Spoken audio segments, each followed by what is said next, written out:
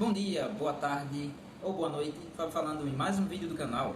E no vídeo de hoje a gente vai falar sobre uma coisa que me deixou um tanto intrigado e até curioso. Eu tenho estudado sobre formação de hábitos também. E estudando sobre formação de hábitos eu me peguei questionando, sabe? O devaneio excessivo seria também um hábito ou, como a literatura aponta, ele é um vício, uma dependência e uma compulsão? Bom, antes da gente chegar à conclusão disso aí, primeiro acho que é interessante que a gente discuta o que é o hábito, né, no final das contas. E se eu fosse apresentar um conceito bem simples a respeito do que é o hábito, ele seria as nossas respostas automáticas, né, diante de determinadas situações.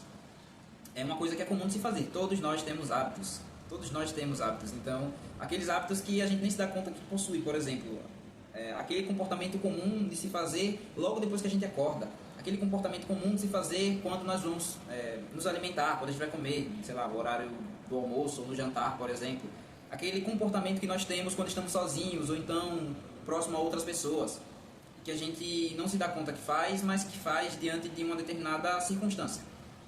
Bom, hábitos são isso, e são coisas comuns. E para que a gente forme um hábito, deve existir uma associação. E é quase uma equação, mas pode ficar tranquilo que não tem números nesse caso. A associação é o seguinte: a gente precisa de um contexto junto de uma resposta. Um contexto pode ser tanto uma situação, pode ser um lugar ou pode ser um horário. Já a resposta é uma ação ou comportamento. Basicamente, precisamos associar essas duas coisas e aí nós podemos ter um hábito. Eu digo que nós podemos porque não é só ter essas duas coisinhas juntas e ponto final. Seria muito bom se fosse assim. Mas para que a gente construa realmente e forme esse hábito, é necessário que aconteça o seguinte: eu preciso de um contexto estável e previsível, ou seja, eu preciso de um contexto que eu acabe me deparando com frequência.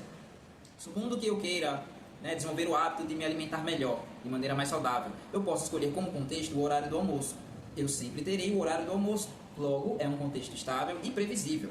E aí, quando ocorrer esse contexto estável, o que eu faço? Eu emito uma resposta, que é colocar esses alimentos saudáveis na minha comida lá. Pode ser fruta, pode ser verdura, legumes ou tudo junto. Então vejam, estou juntando as duas coisas. Então eu preciso emitir esse comportamento frequentemente sempre que o horário do almoço chegar. Beleza? Então acho que já deu para entender como é que se formam os hábitos. E aí, tá, qual que é a relação disso com o devaneio excessivo? Existem alguns devaneadores que têm o hábito de devanear em momentos específicos. Por exemplo, existem devaneadores que vão devanear antes de dormir. Existem devaneadores que vão devanear enquanto, por exemplo, caminham, enquanto estão indo para a escola, para a faculdade, para o trabalho, ou voltando de um desses três aí, por exemplo. Então, percebam como existem aqueles momentos específicos que as pessoas separam para elas poderem praticar o devaneio. Isso se parece muito com o que eu acabei de falar, né? A respeito do contexto, resposta e hábito. Certo? Bom, termina por aqui o vídeo? Não, o vídeo não termina por aqui, porque se fosse apenas isso, seria muito fácil, e não é. É por isso que a gente precisa entender o seguinte: quais são as similaridades e quais são as reais diferenças entre a prática de um hábito e a prática de um vício. Vamos tratar aqui, quando falar sobre devaneio excessivo, a partir da perspectiva de vício, certo? Porque é assim que ela é apresentada e conceituada na literatura. Vamos lá. Primeira coisa, vamos falar então sobre recompensas. Bom, a gente já sabe que os devaneios proporcionam recompensas, seja a sensação de bem-estar, seja o afago emocional ou a experiência emocional agradável, prazerosa, de alguma forma, seja a possibilidade de ter experiências diferentes, mesmo que imaginativas. Então, seja a possibilidade de se distanciar do sofrimento, também poderia ser, não deixa de ser uma recompensa. Bom, no caso do devaneio nós sabemos que existem, e no caso dos hábitos também existem, só que as coisas funcionam diferentes. As recompensas nos hábitos funcionam para que eles sejam formados. Então, por exemplo, pensando nesses dois contextos aqui, eu preciso de uma recompensa. Precisa fazer sentido para mim. Primeiro, eu não vou escolher comer frutas, legumes e verduras por acaso. Eu estou escolhendo. E a partir do momento que eu me alimento daquela maneira, eu vou ter uma consequência. Posso perder peso, eu posso até ganhar peso também, mas de uma maneira sadia. Eu posso melhorar outras coisas no meu corpo, na minha experiência física, por exemplo. E isso vai me gerar, de certa forma, algum tipo de recompensa.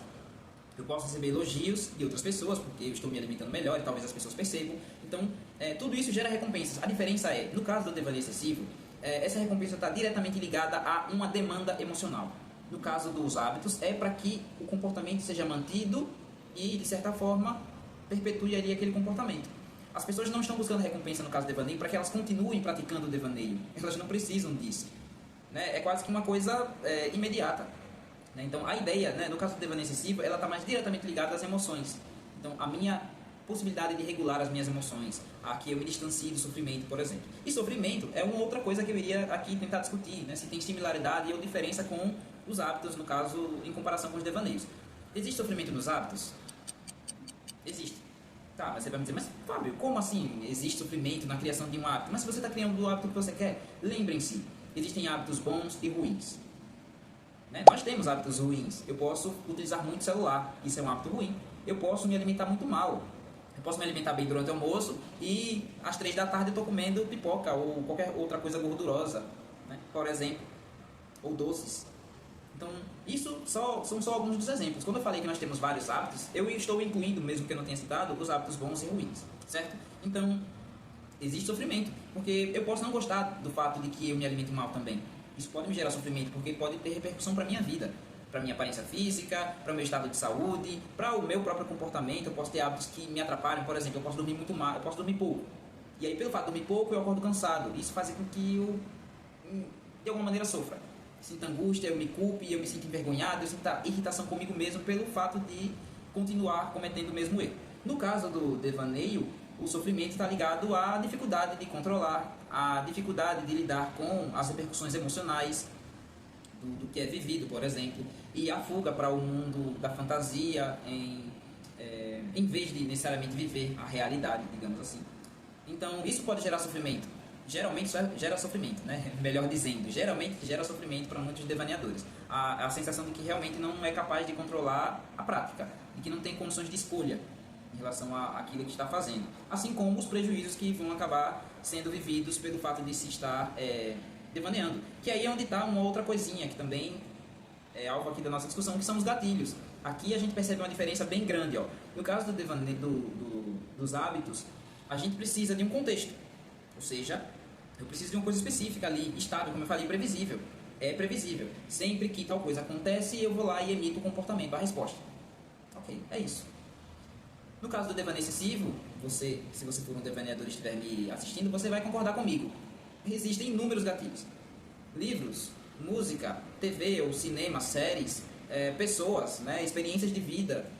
Às vezes também, né, muitas vezes, o próprio estado emocional também é um gatilho para que a pessoa acabe se envolvendo em devaneios.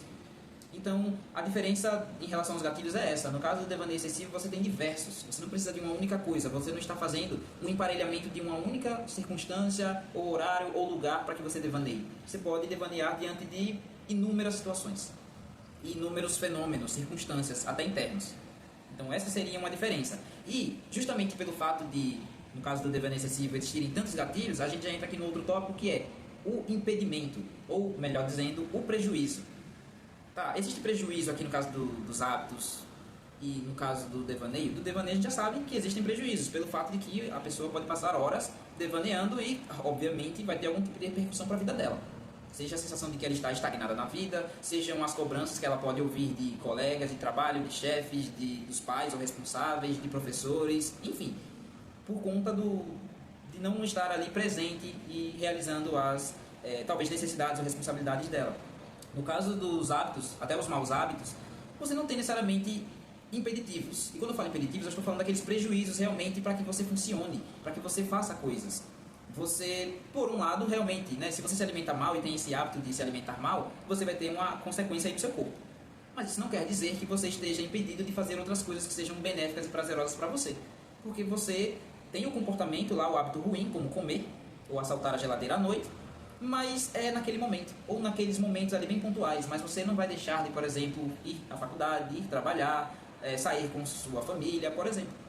No caso do devaneio, você vai substituir interação social e muitas vezes preferir estar só devaneando do que estar fazendo outras coisas, por vontade, né, de certa forma, ou não, porque você realmente já não tem controle e foi passando o tempo ali devaneando, e quando se percebe já ficou horas a fio realizando a prática. Além disso, tem um último ponto, né, aproveitando esse gancho aí do que eu acabei de falar, sobre você passar horas a fio devaneando, que é, qual dos dois é controlável? Ou será que ambos são controláveis? Eu disse para vocês logo no começo que o hábito é aquela resposta automática. Ou seja, eu não preciso ter consciência dela, porque muitas vezes eu estou fazendo sem nem perceber. De fato, isso aí não deixa de ser verdade. No entanto, eu ainda tenho uma possibilidade maior de mudar o meu hábito do que seria lidando com um vício. Justamente por conta de toda a complexidade que envolve a formação do vício. Como eu havia mencionado, se eu tenho diversos gatilhos que vão desencadear esse vício, para que eu realmente consiga modificar esse comportamento aqui, eu precisaria quebrar vários dos gatilhos. No caso do hábito, eu ainda posso tentar neutralizar as pistas contextuais, né, os gatilhos, ou o gatilho, no caso, do hábito ruim, e aí tentar formar um novo hábito saudável. Então, de certa forma, o hábito é mais controlável, né, até por ser mais intencional, do que no caso do vício, quando você não tem esse controle em relação a quando você vai devanear, por quanto tempo você vai devanear, por exemplo. Bom, agora que a gente já tem essa noção de coisas que são similares ou não, será que a gente já pode bater o martelo? Devaneio excessivo é hábito ou ele é puramente um vício? Bom, uma coisa que é muito clara é que o excesso que está presente, né, a frequência e a duração do devaneio excessivo, ele pode levar a uma dependência. Isso pelo fato de que ele vai deixar de ser recreativo para ser algo mais debilitante, no sentido de ser compulsivo, né? Então, vai sair de uma prática recreativa, que é assim que ela surge para muitas pessoas, especialmente na infância, para se tornar uma coisa que se torna uma dependência, uma necessidade do devaneador. E aí, claro, essas dependências são significativas. Quando a gente está falando do devaneador excessivo, ele já passou a devanear e a ter as recompensas como uma coisa que é importante para ele. Logo, isso ajuda a gente a compreender e a explicar por que se investe tanto tempo no devaneio. Como eu havia mencionado, eu preciso me distanciar do sofrimento, então eu tenho uma recompensa imensa. Eu quero me sentir melhor, eu não quero me sentir tão triste ou angustiado por conta da vida como ela é. Nossa, eu vou ter experiências ali que podem ser extremamente prazerosas e agradáveis e de bem-estar. Logo, isso aí ajudaria a gente a compreender. E aí, claro, toda recompensa é uma recompensa. Pareceu estranho, né? Toda recompensa é recompensa, mas é de fato, recompensa é recompensa. E aí, quando ela se depara com um cérebro vulnerável, e quando eu falo cérebro vulnerável, estou falando realmente da pessoa vulnerável emocionalmente, isso aí já é um princípio para que a gente possa desenvolver uma dependência, um vício, né? Então, isso é algo que é interessante de se perceber. E está ligado realmente a muito da experiência dos devaneadores, né? Mas isso é um assunto para outro dia, né? O fato de como é a autoestima, o estado emocional de muitos devaneadores e como isso se liga, né, à prática, à excessiva. E aí a gente também tem mais uma coisa, para que a gente consiga compreender essa diferença entre o devaneio, que não é puramente um hábito, justamente pensando que os devaneios são utilizados para que se evite algo, ou seja, a realidade dolorosa. Quanto mais eu evito a realidade dolorosa, mais no caso, menos eu vou lidar com a adversidade, ou seja, com experiências, estímulos adversos, negativos. E também mais eu terei acesso a experiências agradáveis e prazerosas. Essa seria uma outra equação. Mais evitação, menos adversidades e mais experiências agradáveis. Isso aqui está muito ligado também à relação com o comportamento de dependência, de vício mesmo. Pensando que as pessoas se utilizam dos seus vícios para fugir da realidade, fugir de algo que gere sofrimento a elas. Bom, e aí, claro, a dependência não é imediata. E aqui é onde a gente entra num ponto antes de eu bater o martelo, que é o seguinte: antes de se tornar um vício, o devaneio é uma prática comum, uma prática rotineira e que provavelmente não vai gerar tantos prejuízos assim. Já existem exemplos, né, na literatura que acabam apresentando isso. Como a história de vida de algumas pessoas com o devaneio excessivo realmente parte de uma prática comum e recreativa e prazerosa, só simplesmente imaginativa, e passa progressivamente a se tornar uma coisa mais disfuncional. E disfuncional justamente pelo fato de que se torna uma necessidade, um vício, realmente, né? Algo que quem é devaneador sabe muito bem como é que as coisas acabam funcionando. Mas isso aqui ajuda a gente a entender uma coisa: o devaneio excessivo já foi um hábito em algum momento. Ninguém começa a praticar o devaneio, né? Começa a devanear e simplesmente já está lá viciado. Isso é uma coisa progressiva, justamente pensando que eu tenho a prática, e aí eu tenho as recompensas, e eu tenho um contexto que me faz evitar ter contato com ele, como eu havia mencionado. Então tudo isso vai gerando, vai se tornando, né, claro, fontes para que esse hábito deixe de ser um hábito e se torne então um vício. Logo, como é que a gente pode bater o martelo aqui? O devaneio excessivo não é um hábito.